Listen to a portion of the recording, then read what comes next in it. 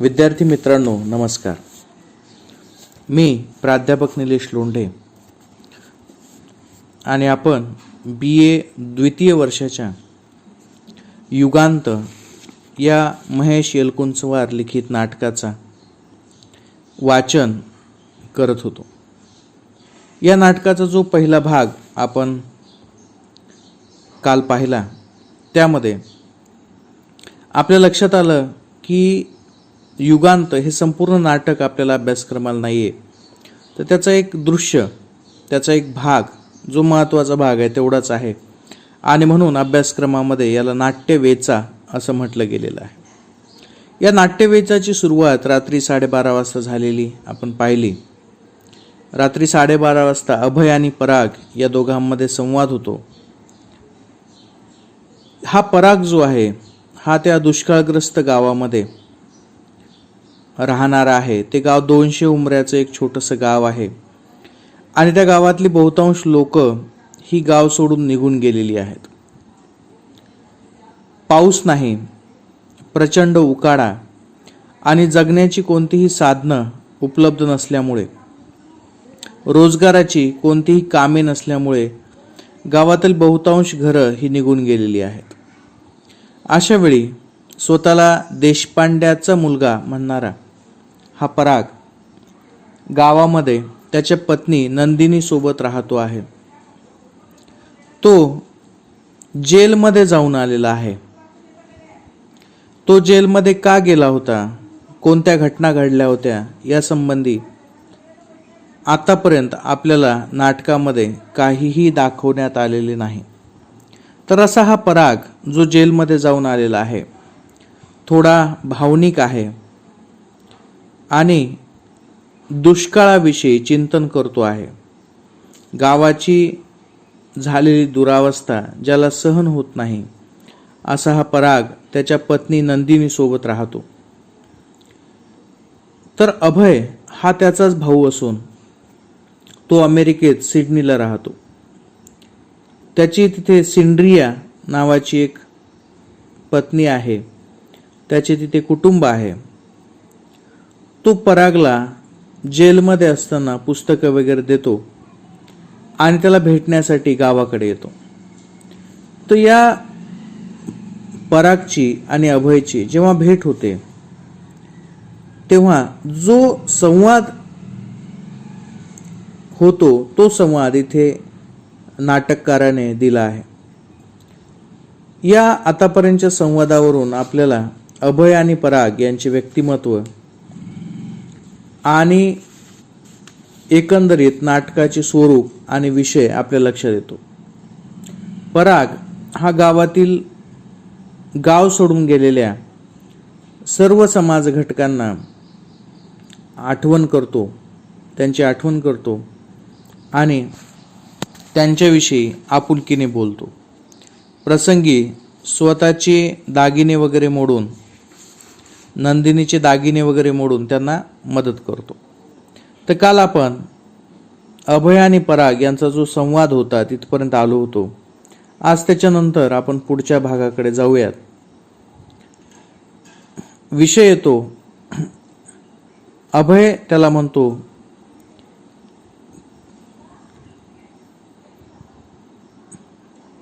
काऊन हे घर तुझं नाही का? म्हणजे बोलता बोलता अभय आणि पराग त्याच्या हातावर हात ठेवतो अभयच्या, परंतु अभय त्याच्या हात खालून आपला हात काढून घेतो, कारण की त्याला कुठेतरी दुराव्याची, परकेपणाची जाणीव होते आणि म्हणून पराग विचारतो, काऊन हे घर तुझं नाही? यावर अभय खिन्नपणे हसतो. परत पराग म्हणतो, नाही. अभय म्हणतो, आज आलो तेव्हापासनं एक विचित्र भावना मनात घेरते आहे. आपल्याला घर नाही, कधीतरी ते हरवलं की मुळातच ते नव्हतं. आता मी सगळीकडे परका. पराग म्हणतो, कोणी तुला परक्यासारखं वागवलं? अभय म्हणतो, कोणी नाही. इथे हे भयंकर अवर्षण, ह्या कोसळणाऱ्या भिंती, मातीचे ढिगारे, हाडांचे सांगाडे आणि मांसांचा दुर्गंध, या सगळ्यांच्या मध्यात तुझं घर किती सुखी आहे. या सगळ्यांच्या मध्यात तुझं घर किती सुखी आहे. मला हेवा वाटला. तू, वहिनी, बाळ, तुमचं एक अभेद्य घर आहे, स्वतःचं, स्वतंत्र, फक्त तुमचं, तुमचं तिघांचं. त्यात चौथ्याला प्रवेश नाही. तो चौथा मी. अगदी अभू असलो तरी ह्या घराभोवती चिरेबंद परकोट आहे आणि मी मघापासनं त्याच्या भोवती भोवती फिरतो आहे, आषाढ भूतासारखा आत प्रवेश मिळेल ह्या आशेने. तुम्हाला जमेल तेव्हा क्षणभरासाठी झरोका उघडतो अन तोंड बाहेर काढून तुम्ही काही बाही बोलता माझ्याशी. म्हणजे या ठिकाणी अभयला परकेपणाची जाणीव होऊ लागलेली आहे. पराग, आमचं काही चुकतं आहे का. यावर अभय म्हणतो, माझं बोलणं पोरकट म्हणून सोडून दे. माझं बोलणं पोरकट म्हणून सोडून दे. यावर पराग म्हणतो, रागवू नको. अभय, कुठे, पण मनात आलं ते तुला पण नको सांगू. यावरून परागला अंदाज येतो की अभय याचं कौटुंबिक आयुष्य जे आहे ते फारसं काही स्थिर नाहीये. कारण की अभय हा परागचं कुटुंब पाहून इतकी हलाखीची परिस्थिती आहे, परंतु तरीही नातेसंबंध म्हणजे पराग, त्याची पत्नी नंदिनी आणि त्यांचं बाळ यांचं जी एकरूपता आहे, यांची जी एकमेकासोबत असलेली आपुलकी आहे, हे पाहून परागला, अभयला कुठेतरी काहीतरी वाटलेलं आहे. आणि म्हणून पराग त्याला विचारतो, सिंधिया, म्हणजे परागचं असं म्हणणं आहे की सिंधिया ठीक आहे का, तिचं तुझं व्यवस्थित आहे का. यावर अभय म्हणतो, आहेच, फार छान, प्रेमळ आहे, मोठ्या मनाची आहे. मघा अवचित मी तुमच्या खोलीत आलो, तुम्ही दोघं बोलत होता, ते एकदम थांबला आणि प्रश्नार्थक चेहऱ्यांनी माझ्याकडे पाहत राहिला. तेव्हा फार परक वाटलं मला, चोरट्यासारखं झालं. तुम्ही अनेकदा एकमेकांकडे बघत पण नसता, तरी सतत तुमच्यात संवाद चालू आहेस असं वाटतं. यावर पराग थोडासा चिडून म्हणतो, अरे सिंधिया नाही का तुला. यावर परागवर डोळे रोवत त्याच्याकडे पाहत अभय म्हणतो, आमची हिंमत नाही एकमेकांकडे पाहण्याची. एका घरात राहतो, पण आपली दृष्टी भेट होईल म्हणून धास्तावलेले असतो सतत. म्हणजे याचा अर्थ परागच्या, अभयच्या कौटुंबिक जीवनामध्ये, जो की अमेरिकेमध्ये राहतो, त्याच्या कौटुंबिक जीवनामध्ये काहीतरी उलतापालती झालेल्या आहेत. आणि पराग म्हणतो, चल तळ्याकडे जाऊ. अभय म्हणतो, नको. पराग म्हणतो, चल रे.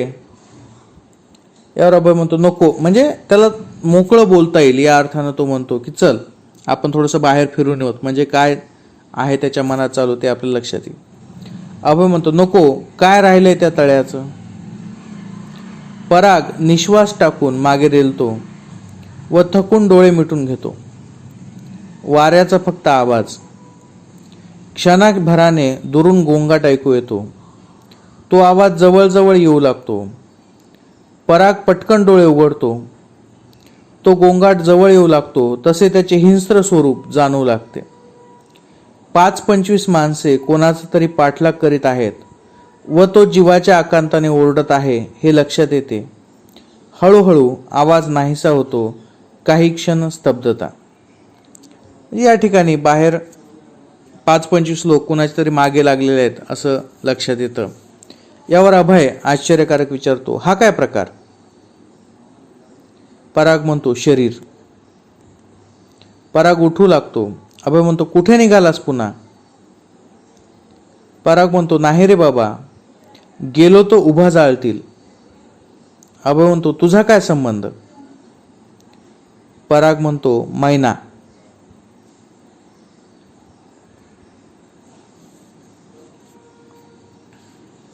पराग म्हणतो, मैना.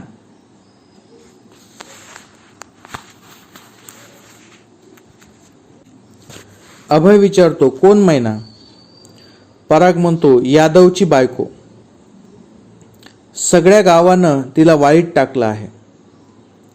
आधी फक्त माझ्याशी व्यवहार होता. मी बंद केल्यावर मग इतकी घसरली की उघड्यावरच बाजार मांडला तिनं. चाललं होतं तोपर्यंत सगळ्यांचं चांगलं चाललं होतं, तिचंही गावाचंही. अवर्षण पडलं तर हळूहळू गावाला जाग आली. कुजबूज हिनं गाव नासवला. हिच्या पापानं गाव जळून राहिला. मग पंचायत झाली. हिला गाव सोडून जायला सांगितलं, ती जाईना. तर एक दिवस लाताबुक्या मारत केसानं फरफटत तिला वेशीबाहेर ढकललं. ती चिडून आत येण्याचा प्रयत्न करे तर हे काड्यांनी ढोसून बाहेर काढत तिला. यावर अभय म्हणतो, अन तू काय करत होतास तेव्हा? पराग म्हणतो, घरात खाली मान घालून बसलो होतो. अभय म्हणतो, कोणत्या शतकात राहता तुम्ही? पराग, ती बहादर जिद्दीची. तिथं वेशीबाहेर 2 काठ्याला पोतं बांधून राहते आहे. अभय म्हणतो, पाहिलं मी. पराग, केव्हा? अभय म्हणतो, सकाळी आलो तेव्हा. इतक्या गावकऱ्यांनी इतकं दिलं म्हणून पाणी काढतोस डोळ्यातून. हिनं काहीच दिलं नाही तुला. पराग म्हणतो, दिलं. मग काही नाही. यावर अभय म्हणतो, तू पण पापीच समजतोस वाटतं तिला. पराग म्हणतो, म्हटलं मी पंचायत झाली तेव्हा. म्हटलं हे बरोबर नाही. ती माणूस आहे तर सगळा गाव एकदम माझ्या विरुद्ध. गावात राहायचं आहे की नाही का बांधता घोपटं वेशीबाहेर तिच्या शेजारी. अभय म्हणतो, का नाही बांधलं? पराग म्हणतो, ही म्हणाली चला, पण माझी एवढी हिंमत नाही म्हण की गावातल्या लोकात आतड गुंतला आहे म्हण. केवढा साधू संताचा गाव. अरे इथला कोण गेला नव्हता तिच्याकडे. पटक्याच्या शेमल्याआड तोंड लपून कधी ना कधी. पण बाहेर काढायच्या वेळी सर्वात पुढे हे उघडं पाप करणाऱ्याला शिक्षा करायची घाई सगळ्यात आधी चोरटे पाप करणाऱ्यांना. यावर अभय म्हणतो, आताचा गोंगाट कसला आहे पण?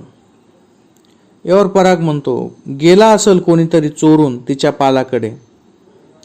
अरे शरीर आहे, कोणाचं अडलं नडलं लाचार, कोणाचं सवकलेलं. आधी तिला शिक्षा केली, आता एकमेकाला. नजर ठेवून असतात एकमेकावर. यावर अभय म्हणतो, चिडून म्हणतो, तू भयंकर ढोंगी वाटतोस मला, कातडी बचाव. पराग म्हणतो, तसं म्हण हवं तर.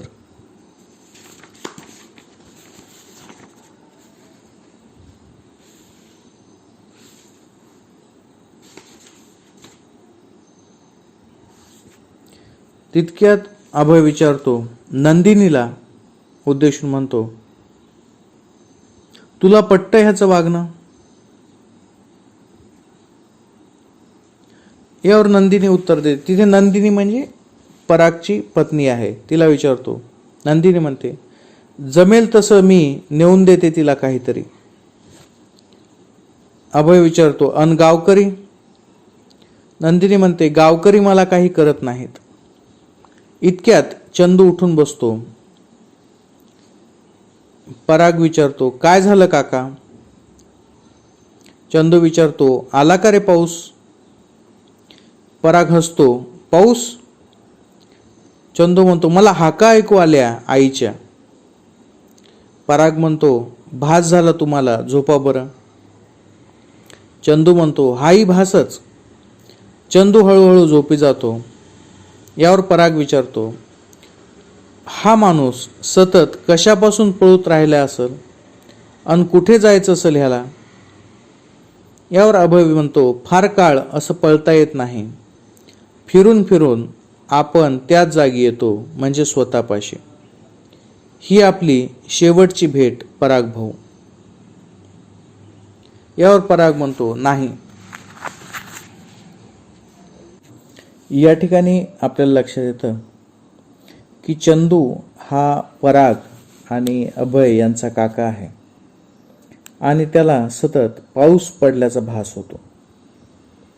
याचबरोबर आपल्या हेही लक्षात येतं की त्या गावामध्ये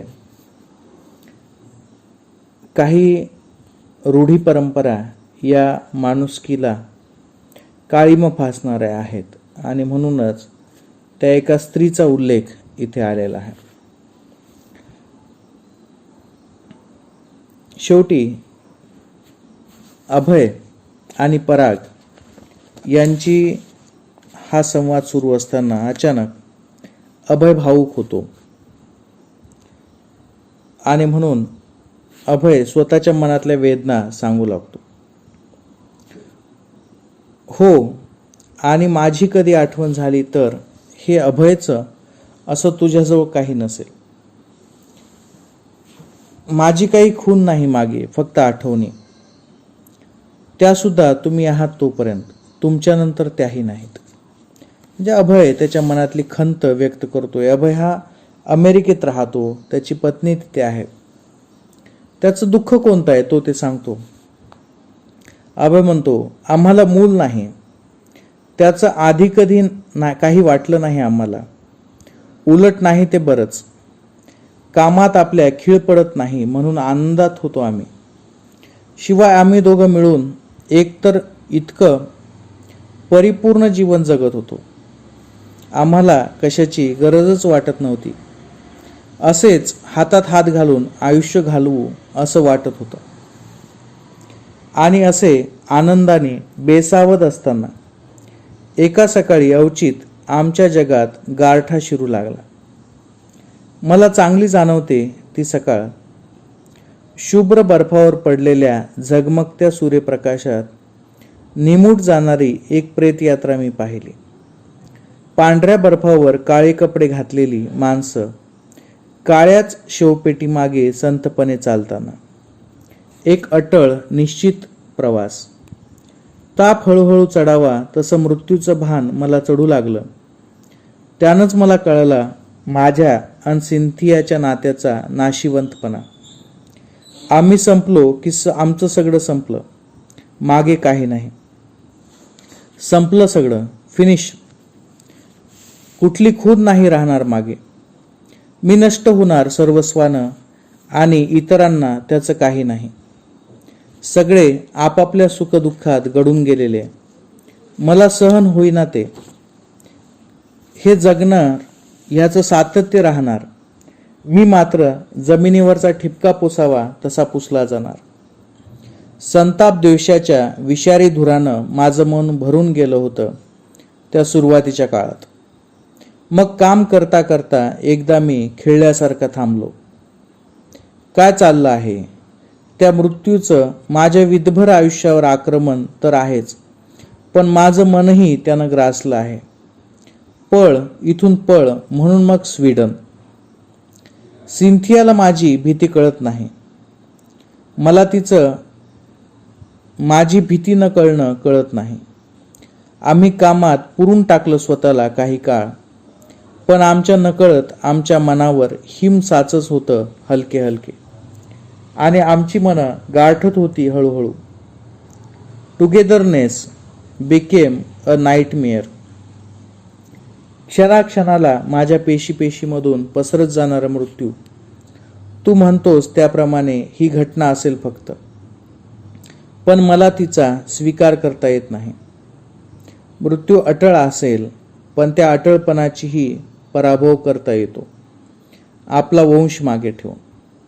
आम्ही दोघंही खूप प्रेम करतो एकमेकांवर, पण आता आमच्यामध्ये या नव्या जाणीवेचा प्रचंड मोठा गारठलेला प्रदेश उभा आहे. आमचे हात हातातून सुटले. ते एकमेकांपर्यंत पोहोचत नाहीत आता. एकमेकांकडे हताशपणे पाहण्यापलीकडे आम्ही काही करू शकत नाही.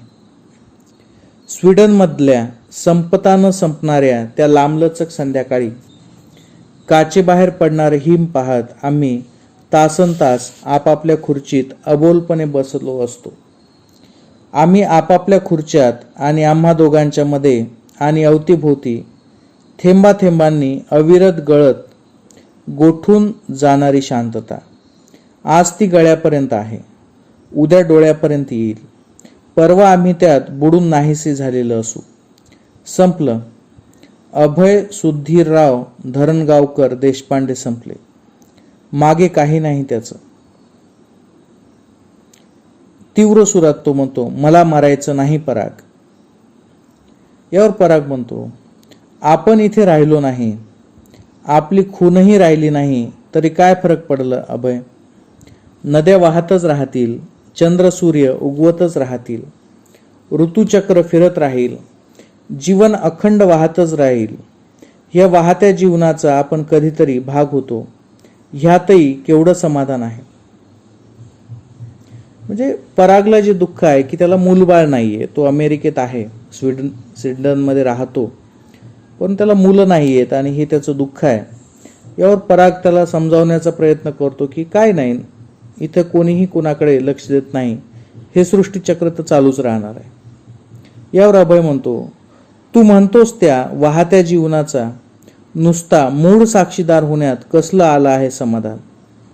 ही कसली शिक्षा नष्ट होण्याची. नास्तिक सिंथिया. एकदा तिला चर्चमधून बाहेर पडताना पाहिलं मी. मृत्यूचा हात खांद्यावर पडेपर्यंत जीवनाचा अर्थ आपण का शोधत नाही. मला वाटलं होतं आपल्याला ज्ञानाचा फार ध्यास आहे, पण मूलभूत प्रश्नच मी आतापर्यंत स्वतःला विचारले नव्हते. यावर पराग म्हणतो, मला वेगळी काळीज पोखरते. कुठल्या प्रकारच्या वाळवंटात मी माझ्या मुलाला सोडून जाणार आहो. उद्या तो उभा राहिला आणि म्हणला, माझा वारसा काय, हे वाळवंट, तर मी काय उत्तर देऊन. मूल असणं आणि त्याचा दायाद त्याला न देता येणं याच्याहून मोठा अपराध नाही अभय. यावर अभय म्हणतो,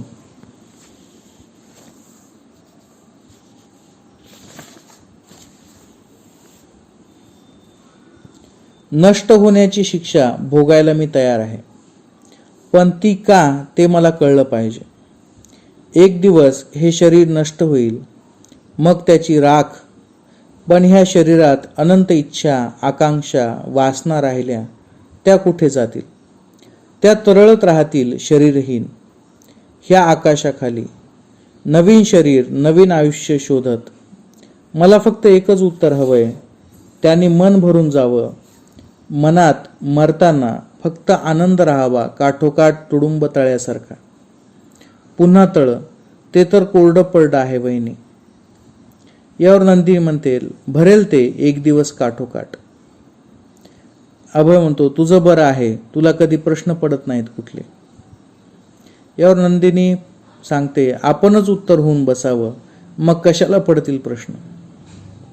नंदिनी आणि अभय एकमेकाकडे पाहतात. हळूहळू अंधार होतो आणि दृश्य दुसरे संपते. तर अशा पद्धतीनं हे दृश्य इथं संपलेलं आहे.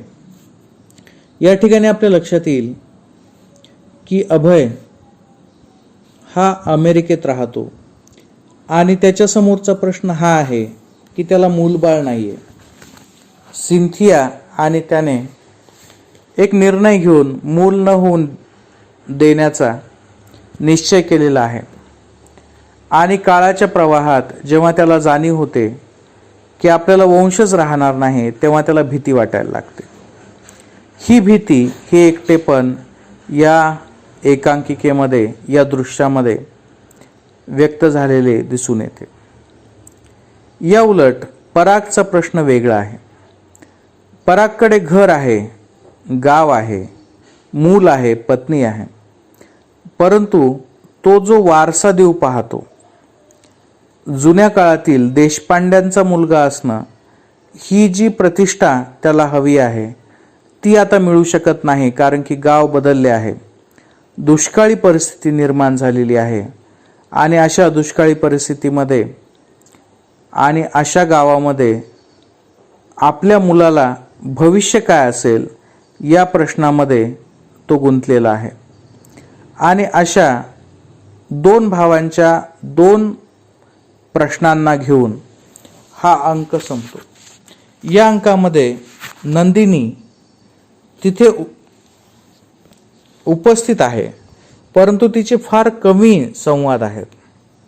तर चंदू काका हा झोपलेला आहे. त्याला पाऊस पडण्याचं भीती वाटते. त्याचबरोबर या दृश्यामध्ये आपल्याला गावामध्ये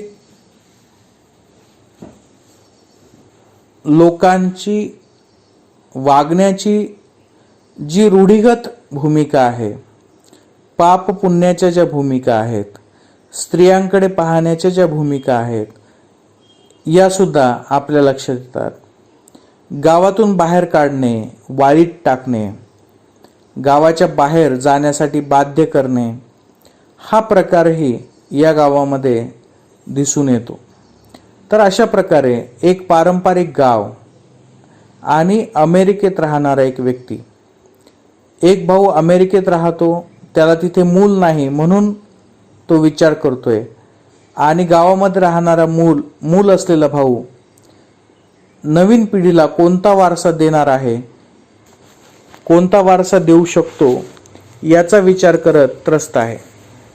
आणि याला दुष्काळाची पार्श्वभूमी आहे. अशा या एकंदरीत परिस्थितीमध्ये युगांत या नाटकाचं हे दुसरं दृश्य इथे संपतं. या दृश्यामध्ये हे फार मोठं दृश्य आहे. या दृश्यामध्ये आपल्याला पराग आणि अभय यांची स्वभाव वैशिष्ट्ये, यांच्या समोरील जगण्याचे प्रश्न, यांच्या समोरील सामाजिक, सांस्कृतिक आणि गाव पातळीवरील वातावरण, नैसर्गिक वातावरण, हे सगळं आपल्या लक्षात येतं.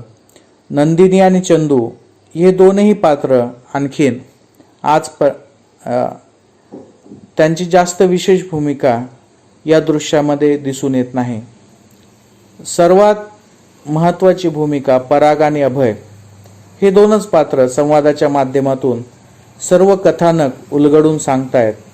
आणि हळूहळू आपल्यालाही ते लक्षात येतं की नेमकं या नाटकामध्ये विषय कोणता आहे आणि कोणत्या गोष्टीची मांडणी हे सर्व लोक करत आहेत. तर इथे आपण थांबूयात. पुढच्या तासामध्ये आपण दृश्य तिसरे आणि शक्य झाले तर दुसरे दृश्य चौथे हा घटक अभ्यासणार आहोत. इथे आपण थांबूयात. धन्यवाद.